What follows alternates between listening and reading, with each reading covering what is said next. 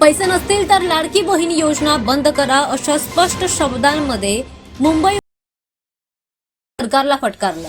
शिक्षक आणि शिक्षकेतर कर्मचाऱ्यांच्या निवृत्ती वेतन आणि 7व्या वेतन आयोगातील थकीत लाभांवर सुनावणी चालू होती आणि या सुनावणी दरम्यान न्यायालयाने सरकारच्या आर्थिक प्राधान्यांवर प्रश्न उपस्थित केला। न्यायालयाने म्हटलंय की जर सरकारकडे कर्मचाऱ्यांचं निवृत्ती वेतन आणि इतर मूलभूत देयके देण्यासाठी पैसे नसतील तर लाडकी बहीण योजना बंद करावी।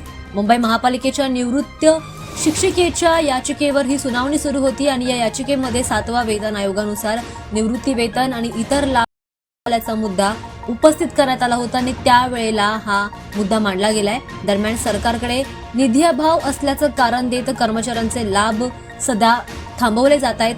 दुसरीकडे मोठ्या प्रमाणावर लाडकी बहीण योजनेसाठी खर्च केला जातोय। याच पार्श्वभूमीवर न्यायालयाने सरकारला आर्थिक प्राधान्यांबाबत सवाल केला। या योजनेवर सरकार दरवर्षी मोठा खर्च करत असून काही अहवालांनुसार हा भार हजारो कोटी रुपयांपर्यंत जातो आणि त्यामुळेच योजनांवर परिणाम होत असल्याची चर्चा सध्या न्यायालयामध्ये सुरू आहे। त्यामुळेच मुंबई उच्च न्यायालयाने राज्य सरकारला फटकारल्याचं पाहायला मिळतं।